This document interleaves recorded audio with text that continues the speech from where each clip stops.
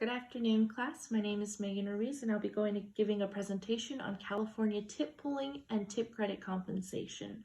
I just want to make it clear that I'm only going over California labor codes and laws. No other state, just California. So I first want to go over what tip pooling exactly is and the labor code that protects California before we get into discussion. So what tip pooling is exactly is any service employee, hospitality, restaurant, anything that provides a service and being left a tip or gratuity, the employer taking those tip or gratuities from the service worker, putting it into a pool and distributing it evenly between all the employees. As far as Labor Code Section 351 goes, this labor code protects employees from the employer. So this code mentions that any tip or gratuity left for the employee belongs to the employee. An employer cannot keep, hold, or take any of the tips that is left behind for the employee. Those strictly belong to the employee, and that's a protection under the Labor Code 351 in California here. So what exactly is the issue with tip pooling? It boils down to this, that tip pooling is just unfair. So tip pooling, the employees are working hard for these tips. They're motivated to earn these tips for themselves, and their tips are just going to everyone else. Someone can work less and get just as much as the other employee who puts all of their effort into it. The other issue is that 351 may protect employees, California employees, from employers taking their tips, but as far as tip pooling goes, it's still legal in California.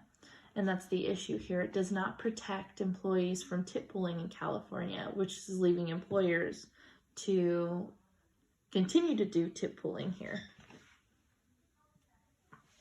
So I did find an article on the HRM HR magazine website. The title of the article is Weekly Tip Pooling Policy Does Not Violate California Labor Code. And it's exactly how it sounds, that tip pooling does not violate California Labor Code 351. So with this case, International Coffee was doing exactly that. They were taking tips from the employees of all shifts, all throughout the week, different days, different times, from all of the employees, collecting them at the end of the day and putting it into a safe at the store. And what they were doing was taking it at the end of the week and just distributing it evenly between all the employees. But they weren't taking into consideration how many hours each employee worked or how much money was made on each shift. They were simply just putting it into a pool and just giving it all back. And an employee decided to file a lawsuit that it was unfair and unreasonable what they were doing to them.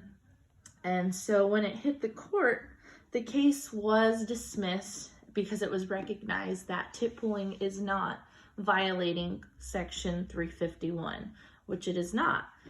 And it left a lot of unhappy employees for International Coffee. So with California labor laws, we are protected, our tips are protected. We're also protected from tip credits. And what tip credits exactly is employees can pay you less than minimum wage if you're making up that money in tips. So there are still a few states that aren't protected by this, but California is protected by tip credits, from tip credits. Tip crediting is illegal. I did find a formula to help provide what exactly tip credits are. So it's the tip minimum wage plus tip credits, and that equals the standard minimum wage. So the Fair Labor Standards Act, it does protect employees all throughout the U.S. from being paid federal minimum wage. Luckily in California, because our cost of living is so high, we're making $13 an hour. Unless you have less than 25 employees, then you make $12 an hour, which is me. But, tip credits is illegal here, and it does not take place in California, thank goodness, because sometimes you just don't make enough tips to cover that cost. So in my opinion, personally, I am a server and I am a victim to tip pooling. I do think it is very unfair and very unreasonable because I do work hard for my tips. That money is mine, but I have to share it with all my other employees, no matter how much effort I'm putting in. And sometimes it could be very unmotivating to do the work when I know that half of my reward is going to go to someone else.